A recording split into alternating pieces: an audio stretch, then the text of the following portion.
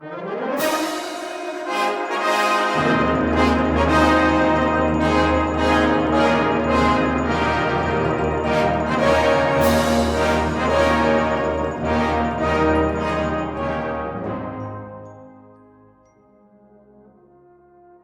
Days take place all over the world, but nowhere more than here in Scotland. This film looks at how Gala Days began, the history of Midlothian Gala Days, and Gala Days still celebrated in Midlothian today. It honours the places and the people who worked so hard throughout the year to ensure that their community can gather together for a day, have fun, and pay tribute to their town and each other. I can't mind 75 years back, for my age is just 73, but it's been a real Kent fact that Gala was tap of the tree. Odd things keep crowding into my head, like pictures in the old square park, the horse of the ice cream cart hain a feed, laddies pulling lassie's hair for a lark.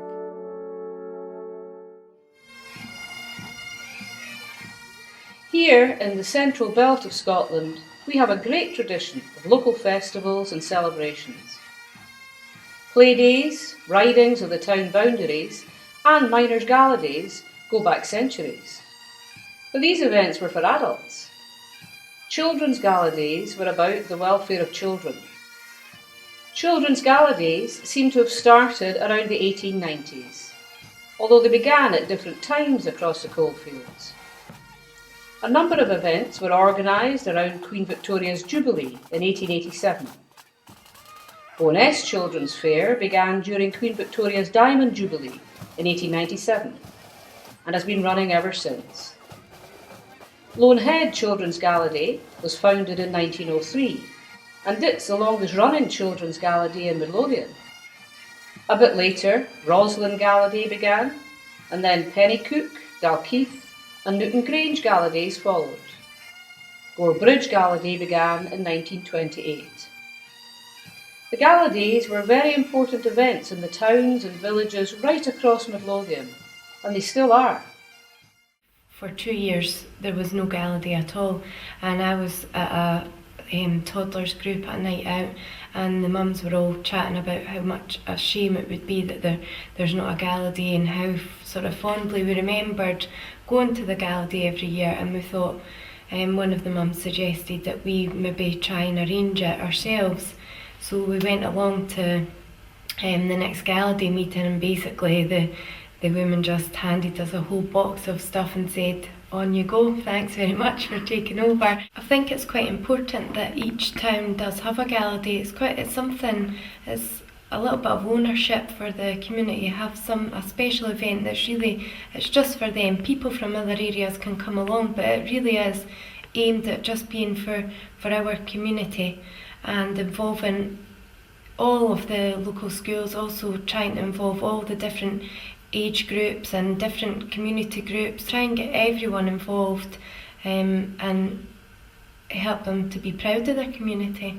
It's quite a long held tradition that they've had a Gala Day king or queen, and so it's nice to keep that alive.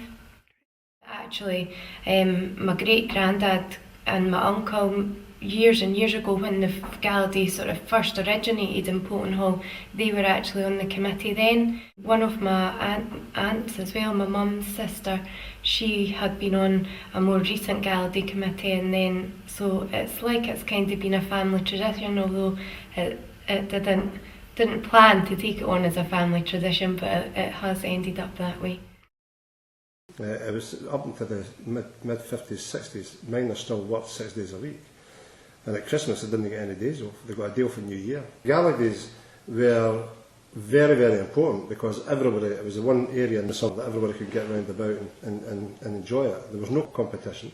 Most people lived in an area where they hardly moved 3-4 miles away from the location. Very few people had cars, transport links were very difficult, and therefore having Gala Days very localised was the only big event that took place during the summer period, so they were very important. There was the smart silver band, a mind fine bandmeister Brune, and the broad-kilted pipers looked richt grand as they gaed marching up and down. I mind Arnott Simpson and Alice Law, dancing with their Highland troops, us bairns watched with wonder and awe at the clever flings, reels and loops. We all got pies as well as buns and a poke, for by each a hale new penny. There was no such thing as tins of coke. We all got milk in our tinny. Parker's stores and Reed's beehive did a rodent trade in clays, for every bairn for the age of 5 was rigged out for top to taze. The tradition of the King and Queen, it goes back to hundreds of years ago when the Gala Days originally from the Midlothian communities. It's the length and breadth of Scotland. It was tradition to have a King and Queen or the Children's Gala Day. It was a celebration of the local community and depicted the best child and best boy or girl of that community, who was best. And the schools usually were the ones involved in picking that. Some schools choose the best boy, best girls by different methods, one being ballot, some of them by a show of hands, others get parents involved and the parents pick the best boy. And we felt that wasn't the right thing to do, and we just wanted to let the children choose it themselves. Well, we thought we would do it differently because the cost involved for the families. With our Gala Day, we don't have a King and Queen like other Gala Days, because in 1989, when the Gala Day started, after many years not having a Gala Day in our local community, it was not long after the miners' strike, and as being a mining community, we felt it was too much for the parents to ask their children to fork out a lot of money for King and Queen outfits. So we thought if they do best boy, it's just a matter of hiring a kilt, and the girl can come dressed in her best dress, and it cuts down the cost for the family. We think that's a fair way to do that. I've been chairperson since 1989, thoroughly enjoyed it, and one of the things I get out is seeing the children enjoy themselves, and not just the children but the older people within the community, which it's all about.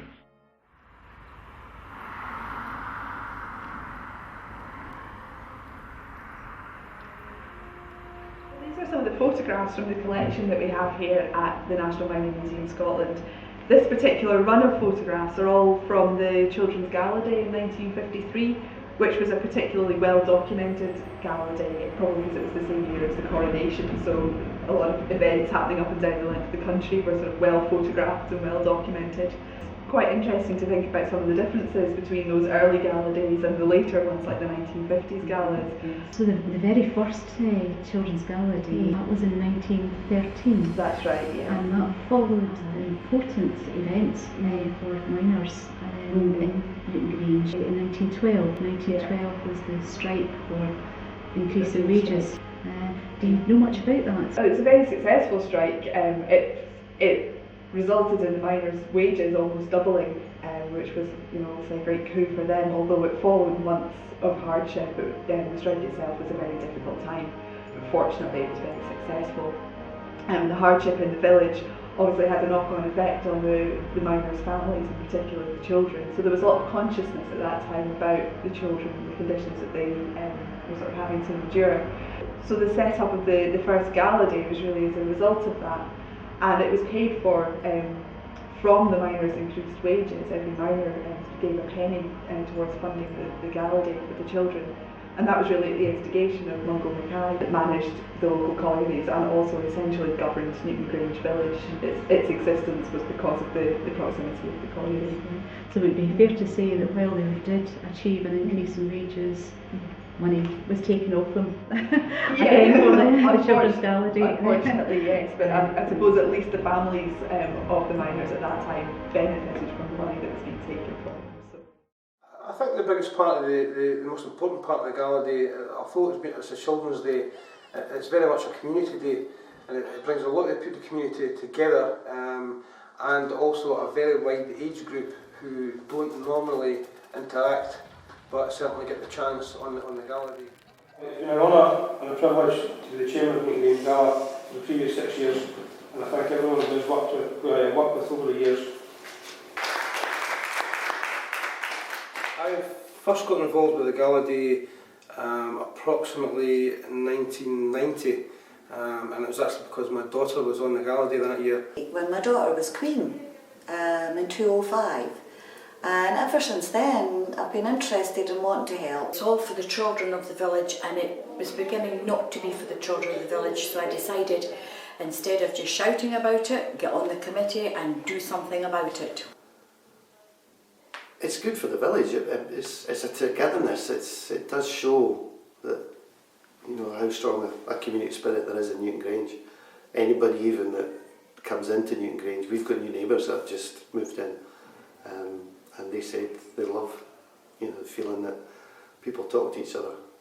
How many people can you say in Edinburgh that know their neighbours? I think the challenges, as per usual, and certainly getting increasingly more and more difficult, is the fundraising. I think that's always going to be the biggest challenge, and it is for many Gala Days in Midlothian.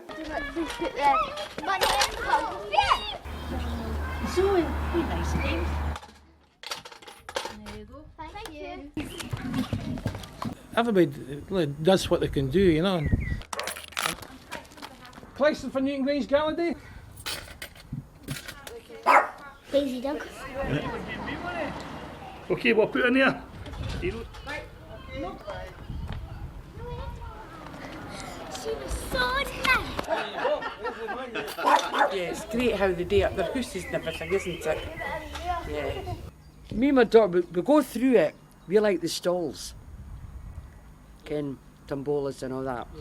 See what the parade and that's like. I always go. I think it's good the way they all come together and support all the laddies and lasses, and bears and all that kind of thing, you know.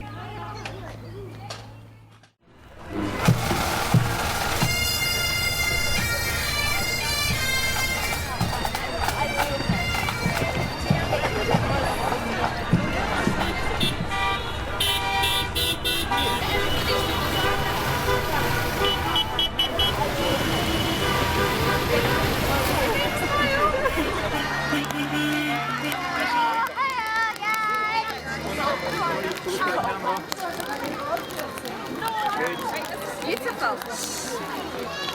We'll just get something very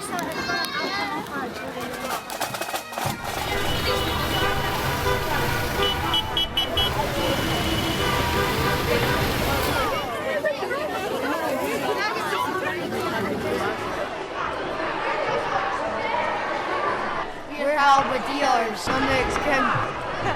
I'm a kind of center fiddle. I'm an oil potato. I'm a halberdier. I'm a Berrigan. I'm a King's Escort. I'm a maid of honor. I'm a maid of honor. I'm a halberdier. I'm a cushion bearer. I'm lady of the court. I'm the Queen's Escort. I'm a flamingo. I'm lady of the court. I'm the new king. I'm lady of the court. It's have to get lined up right. In fact, we should be done because we're ready to go.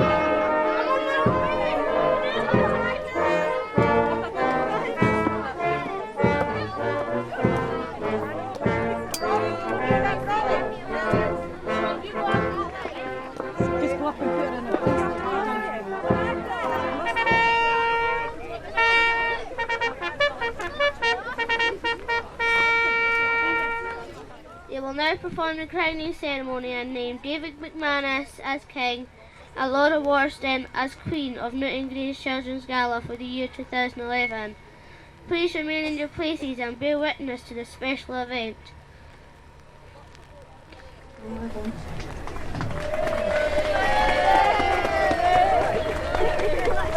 This is our message for the future, that each and every one of us makes the most of opportunities that lie ahead in the years to come and tries to be the best we can be.